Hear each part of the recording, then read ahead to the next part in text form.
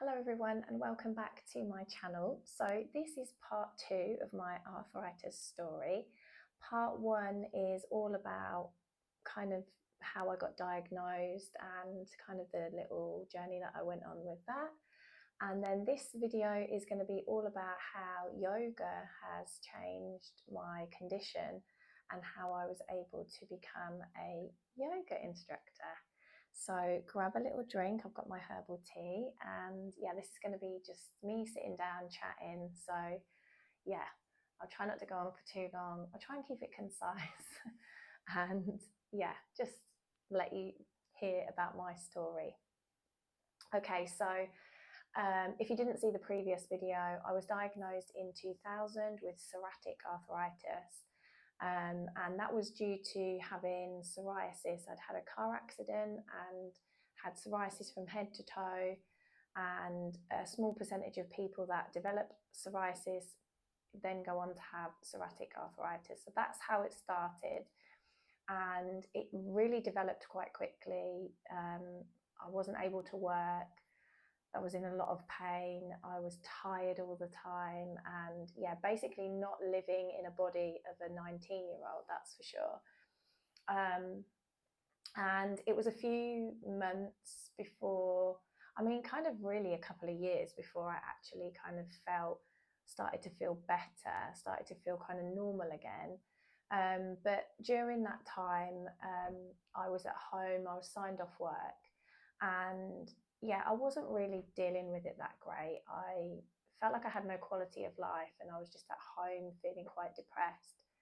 And thankfully, my neighbour at the time, she was a lawyer, neighbour and friend, I should say. She was a lawyer, and when she'd have a day off, she'd take me out for coffee, which was really nice of her.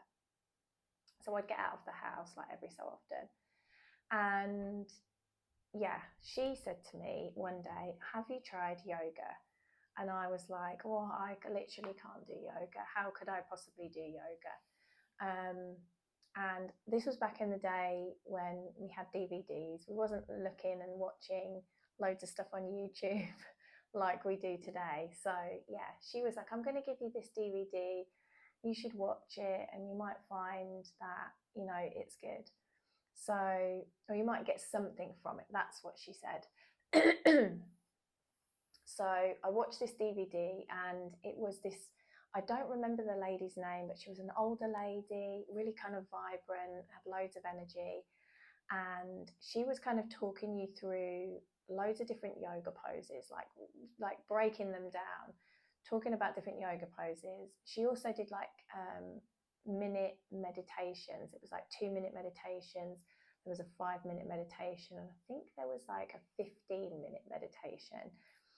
And I just remember starting with that, just a few minutes, 5 minutes, just sitting and just feeling calm. I was really, at that point in my life, I was really kind of uptight, and I think I was quite angry and cross that I was like this.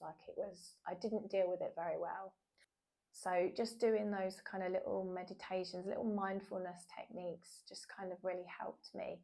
And then on days when I did kind of feel okay, I would have a little go at doing some of the yoga poses. Now, what I think was really good about this particular DVD was the fact that she broke down the poses. The beginning of the DVD was broken down into poses, and then she did like a couple of actual kind of full-length practices. One was about half an hour, and one was about an hour long, which I never did those, and never did any of them ever. I just did the mindfulness, and then I would have a little go at some of the yoga poses. And I remember the very first yoga pose that I was able to do without kind of any pain or strain was dolphin pose.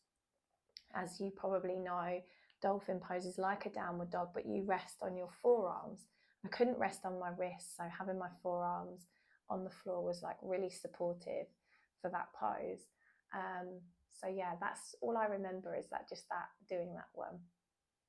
So as and when I could, I would do this and have this little mindfulness thing, but it wasn't really like a routine. it wasn't really that regular. It was just kind of dipping my toe, if you like, into yoga. Fast forward, and I had my first son, my first baby, and that's then, after having him, I had put on a little bit of weight like you do, and kind of wanted to get back into the clothes that I'd got. So I started doing yoga. And I think I bought myself like another DVD and started doing a few little practices. Again, I couldn't do a lot of it. There was a lot of it I couldn't do, but I just tried to kind of do it. There was no way in the world I was ever going to be able to go to a class and do any type of full class or anything like that. Also, I didn't know what to expect from a class. I didn't know what sort of level you needed to be at. I knew that there was kind of beginner, intermediate, and advanced. And I didn't really see myself as any of them. I didn't even really see myself as a beginner. I felt like I was just kind of just doing what I could. But what it started to do was it started to really allow me to think about my body and really connect to my body in a different way. I started to, I started to feel what felt good. It was like I knew there were certain things that really made me feel good during and after. And also I started to notice that I wasn't feeling quite as tired once I'd done a little bit of yoga. So again, it was one of them things, I wasn't really that consistent with it. It was something that I kind of picked up and put down like as and when. And I did start to develop adding in more poses and getting in a little bit more of a routine. And then I think I remember downloading an app. That was the next thing that I did. I did buy a book as well. I downloaded an app and I used the app. I can't even remember what the app was. But anyway, I downloaded an app and I remember just doing a few little, they had like 10-minute routines. And I started to just do like these little 10-minute routines. Still, some of the stuff I couldn't do, and yeah, would kind of just miss them out, but still was able to kind of do it. And then obviously kind of fast forward, I would kind of do sessions, not do them, not do them. And I'm a typical Gemini, if you like, because I'm quite fickle, where I get quite obsessed with things and really do it a lot. And then all of a sudden I stop doing it and I kind of fall off it. And I don't fall out of love with it or stop doing it forever. I will come back to it. But yeah, I kind of just, kind of things just trail off a little bit. So yeah, it's like I'm getting bored, get a little bit bored. And it was then that I started to notice when I would get these kind of bored periods and I would stop doing yoga, that all my kind of swelling and inflammation seemed to be worse. My fatigue in particular was worse.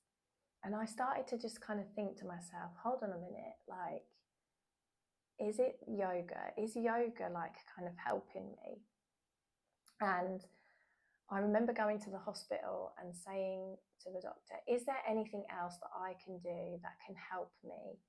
And he said, yes, you can try yoga, but you have to be really careful and you have to be mindful and listen to your body. And I said, well, it's funny you should say that because I kind of have been doing yoga, been trying to do it at home. And I think it might be helping. So he was like, go with it. Just keep going and see how you go.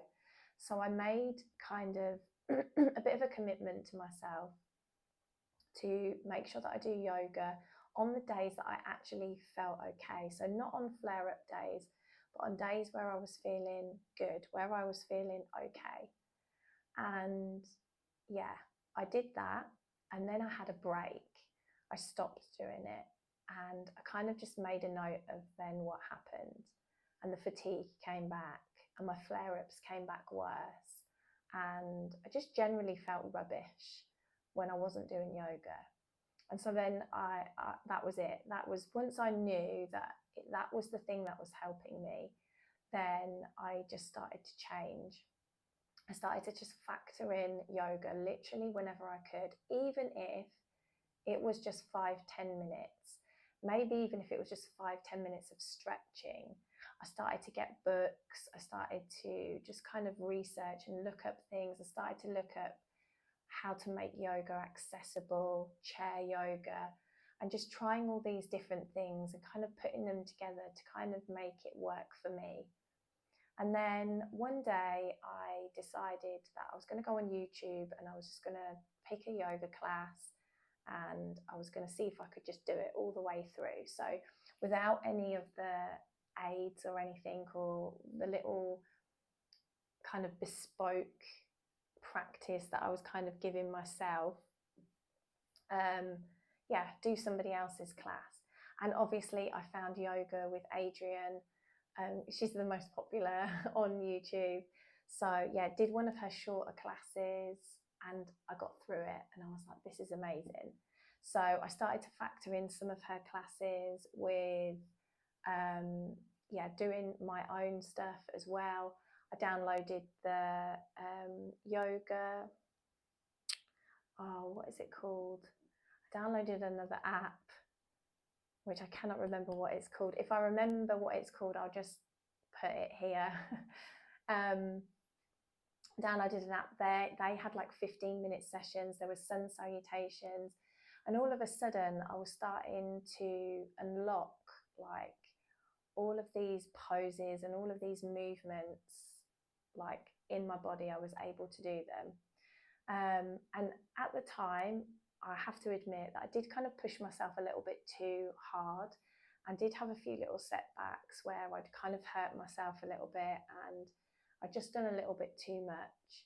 And it was a great lesson to learn, because I learned that you have to listen to your body and you have to take your time with it. And yeah, I did lots of trial and error, and yeah, I just felt like I just became kind of like this little expert in yoga and arthritis. And my condition just slowly just started to change. And it changed in the way that my inflammation was getting less, the fatigue was getting less, and it just continued like that. The pains in my wrists, the stiffness in the wrists just went. Like, I can't remember now the last time that I had swelling in my knees. I literally cannot remember. It has been years. Now, I'm not saying that yoga has cured my arthritis, because arthritis, I don't think is ever cured from your body, but it's definitely allowed the symptoms to lessen. It's still there, it's still lurking in the background, but all of the things that I do, I think, have contributed into where I am today, which is I'm in a remission state with my arthritis, and I have been in this remission state for about 2 years. So along with medication, along with yoga and just regular movement that suits me though, that's important to say, that movement that suits my body and the needs of my body. And doing things like breathing and meditation for, like, when I'm feeling stressed, and stress can bring on the inflammation, stress can bring out the symptoms of your arthritis, it can aggravate it. So just doing those little mindfulness techniques as well along with it has kind of really helped me find that kind of balance and that calm that I've needed. So yeah, so combination of medication, yoga, mindfulness. And then there's some foods that I have as well that reduce the inflammation or help me reduce inflammation. It's really hard to kind of eat this kind of diet that tries to keep your inflammation down when you are a family and you've got to just feed the whole family. You can't kind of be kind of selfish, especially like when food is so expensive now as well. So I just have little things that I add into my diet that I feel help me. So walnuts are a thing that I actually need to go and buy some actually tomorrow, because yeah, a handful of walnuts every day is really helpful for your inflammation. And they've got loads of other things in them, like omega-3s, really good for your immune system and like your bone density and lots of other things. So really great thing to have And then I have frozen black forest berries, which I think are black cherries, sour cherries, black cherries, sour cherries, black currants, and blackberries. And I put them in my porridge in the morning. So them, and along with blueberries as well. I do frozen blueberries as well. So those things as well kind of add in as well. So it's just like I just adding in a few little things that can just be helpful. And I also take a vitamin D spray. So when you have an autoimmune disease, which is what I've got, obviously your white blood cells are the ones that kind of fight off all your kind of illness and stuff, and then so they're not quite as strong, there's maybe not quite as many. And so yeah, I buy a vitamin D spray as well, which I spray into my mouth. So I just buy that separately, and that's really helpful with me not getting as sick as much, or if I do become sick or ill, I'm able to kind of get over it a bit quicker than I would if I didn't take that. So when I got to the age of 40, I really thought to myself, and I said to my partner, I really wish that I could be a yoga teacher. I think I could really help people that have got arthritis or any other type of kind of musculoskeletal problem, and teach them a way to move to suit their bodies rather than, just going into a normal yoga class and just getting into that and maybe feeling intimidated by it. So he was like, well, why don't you? Why can't you do it? And I was like, oh, I suppose I could. So yeah, I decided to do my teacher training, which I did. Started doing yin yoga as well, and I did my teacher training in that.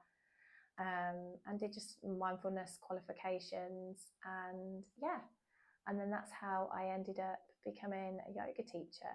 Started online at first because we were kind of around that 2020 year.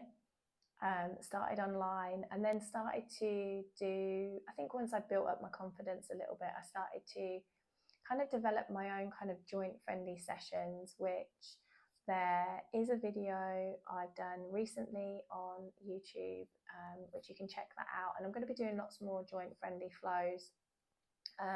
So yeah, have a look at that. And the reason that they're joint friendly is I incorporate yoga, qigong, and mindful movement. So lots of stretching, and we stand up and then we come to sit down on the floor. So there's no kind of really getting on your hands and knees. There is sometimes an option to do a downward dog and maybe a child's pose if it's comfortable for you. But if not, then you just miss that out. And yeah, it's just a really nice way to move. And I teach these classes in person in my local area as well, and they've proved to be quite popular. So yeah, it's really nice and rewarding, and really great that I can get to help people. And especially when they tell me that, they've had pains in their hips, or they've got arthritis in their hip or their shoulder or whatever, and this is allowing them just to feel a little bit more freer and move a little better, because that's what it's all about, being able to move more freely. And I think often as well, when we stay still and when we rest all the time, that's when your body then just starts to kind of give up on you, and it just starts to seize up and give up. And lots of people, when they've got things like arthritis, they feel like they need to rest all the time. But it's actually more beneficial for you to move. But it's just finding a way to move, that will suit your body. And that's what I try to teach in my classes. Just find a way to move that's going to suit you. One thing I always say is allow the poses to work for you, not the other way around. So we kind of forget about alignment and stuff like that, which you would have in a traditional yoga class. If that alignment is going to cause you any pain or discomfort, then forget about the alignment. Just go into the pose in, relatively the same shape, and just see how it feels. It's all about listening to your body and seeing how it feels. And yeah, hopefully that you can get the best out of it. So yeah, that's it really. Yoga has really changed my condition. It's transformed my condition. And I know that if I stopped doing yoga tomorrow, then within a week or so, yeah, I would start getting my aches and my pains would come back again. So yeah, it's really important for me to keep moving, and yeah, I definitely want to help more people.